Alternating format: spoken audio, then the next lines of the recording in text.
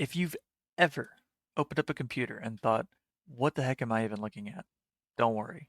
Uh, by the end of this video, you'll understand the core hardware inside every PC. Hello everyone, my name is Aaron Sloth and welcome back to the Level Up series. If you're working towards your A+ certification or leveling up your IT career, you're in the right place. Today we're covering the foundation of Core 1, which is PC hardware basics. This is stuff every IT professional needs to understand, whether you're troubleshooting, building systems, or supporting users. So first off, let's ask why hardware matters. Well, hardware is the physical side of IT, the parts that you can touch, replace, upgrade, and troubleshoot. And in the real help desk world, hardware issues are everywhere.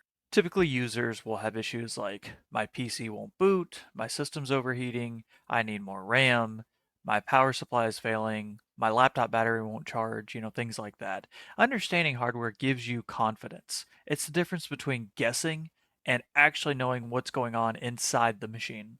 Let's start off with the CPU, the central processing unit. This is the brain of the computer. It handles calculations, logic, instructions.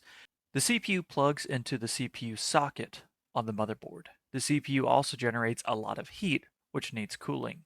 A CPU has cores and it has threads.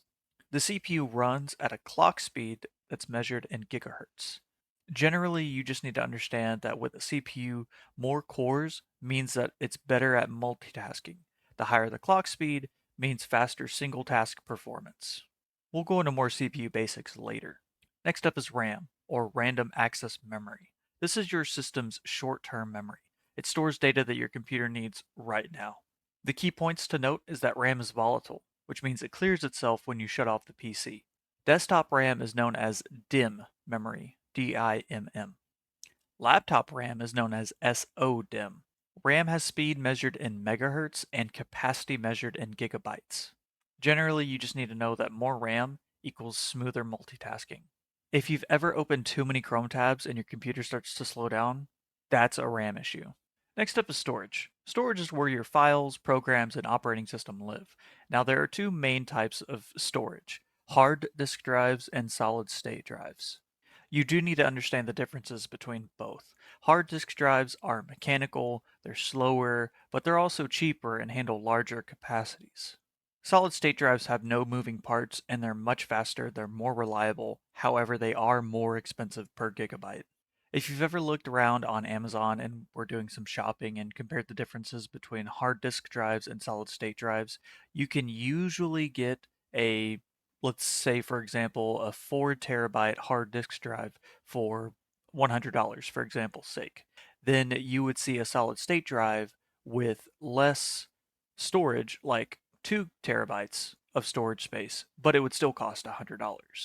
And that's why they say generally hard disk drives are cheaper and handle larger capacities, whereas solid state drives are more expensive. Next up, we'll compare SATA versus NVMe. Now, SATA are older and slower, and NVMe drives are much newer and much faster because they connect directly to the PCIe lanes on the motherboard. We'll go into those later. With the SATA SSD, you'll have max transfer speeds of about 600 megabytes per second. SATA SSDs also use a SATA cable, which is still a big upgrade over hard disk drives. As for NVMe SSDs, you'll have transfer speeds of anywhere between 2,000 and 7,000 plus megabytes per second. NVMe SSDs use those PCIe lanes built into your motherboard and have much lower latency. Next up is the M.2 form factor. M.2 is just the shape of the drive, not necessarily the speed. You can have an M.2 SATA drive or an M.2 NVMe drive.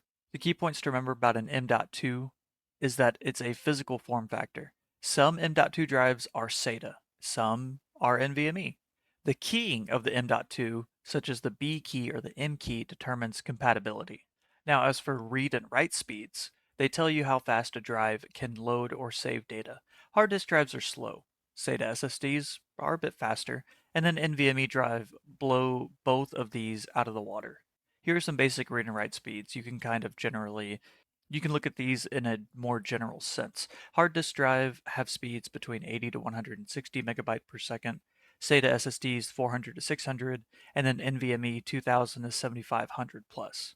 Next up, we'll go over motherboards. Now, the motherboard is the backbone of the system. Every component interconnects to it. Motherboards come in various form factors, such as ATX, micro ATX, and mini ITX. ATX motherboards are considered full-size motherboards with most features available, micro ATX being smaller with fewer PCIe slots. And then mini ITX are usually tiny, usually with one PCIe slot. Also with motherboards, you have chipsets. The chipset is like the motherboard's rulebook. It determines what features that the board supports. The different controls of the chipsets are PCIe lanes, USB ports, SATA ports, NVMe support, overclocking, and CPU capability, and CPU compatibility. Now, as for expansion slots, or PCIe slots, PCIe slots let you add extra hardware like graphics cards, Wi-Fi cards, or capture cards. There are different sizes to expansion slots, like X1, X4, X8, and X16. There are also different generations of PCIe, such as PCIe 3.0, 4.0, and 5.0. With each generation of PCIe, you kind of get double the speed when you up the next generation. Next up, we have RAM slots, or DIMM slots. These are where your memory sticks go. The key points to remember here are that there will usually be 2 or 4 slots available for RAM. They're typically color-coded for dual channel, and all RAM that you install on your motherboard must match DDR generation. As for CPU socket types, the CPU socket is the physical connector where your processor plugs into. For Intel CPU socket types, we have these examples: LGA 1151, LGA 1200, and LGA 1700. As for AMD, you have AM4 and AM5 sockets. Now, you can't mix and match CPUs and sockets, but it's good to note that with Intel, you have a bigger variety of socket types, whereas AMD try to keep it more streamlined and just simply have AM4 or AM5. Me personally, I prefer AMD CPUs because they're a lot easier to upgrade. Since the motherboard simply supports AM5, I can easily go from one upgrade to another as long as it's still an AM5 socket. With Intel, it's a lot harder to make upgrades since you will likely need a entirely new motherboard to match the different Intel sockets. Moving on to power connectors. Power connectors deliver electricity from the PSU to the motherboard and components. You've got a 24-pin ATX motherboard connector, you've got the 8-pin CPU power connector, you've got the PCIe 6-pin or 8-pin, which is your GPU connector, you've got the SATA power connectors, and you even have Molex or legacy connectors. Next up, we'll go over cooling and airflow. So let's talk about the difference between air cooling and liquid cooling. Air cooling uses a heatsink and a fan. Liquid cooling uses a pump, tubes, and a radiator. Air cooling is much simpler and much cheaper when compared to liquid cooling, whereas liquid cooling is quieter and better for high performance systems. Case fans move air through your system, cool air in, hot air out. The front has your intake fans, where the rear and top are your exhaust fans. Typically, the two sizes for case fans are 120 millimeters or 140 millimeters. Also with airflow, we have positive versus negative airflow. Positive pressure means that you have more intake than exhaust and helps to reduce dust. Negative pressure means you have more exhaust than intake, but you have better cooling, which will pull in more dust. Finally, thermal paste basics. Thermal paste fills the microscopic gaps between your CPU and the cooler so that heat can transfer efficiently. Honestly, a pea-sized dot of thermal paste is all your CPU needs. Next up, connectors, displays, and peripherals. On the A+ exam, you'll see questions about different connector types, display technologies, and troubleshooting peripherals. We'll go into more of these in a later video. For now, the basics that you need to know: connector types: USB-A, USB-B, and USB-C, HDMI, DisplayPort, and VGA connectors, RJ45, RJ11, 3.5mm audio connectors, as well as SATA and Thunderbolt cables. As for display technologies, you'll need to know the difference between LCD, LED, and OLED. You'll need to understand what refresh rate is, resolutions, and common issues like no signal, flickering, or dead pixels. Finally, with peripherals, you'll need to understand how to troubleshoot keyboards and mice, as well as printers, webcams, and external drives. These are everyday issues that you'll see in the real help desk world, so the A+ makes sure that you can actually diagnose issues.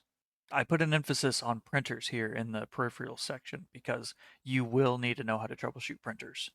So thank you all so much for watching. I really appreciate you guys tuning in. Don't forget to subscribe to the channel if you enjoy this content and check out my additional videos coming soon.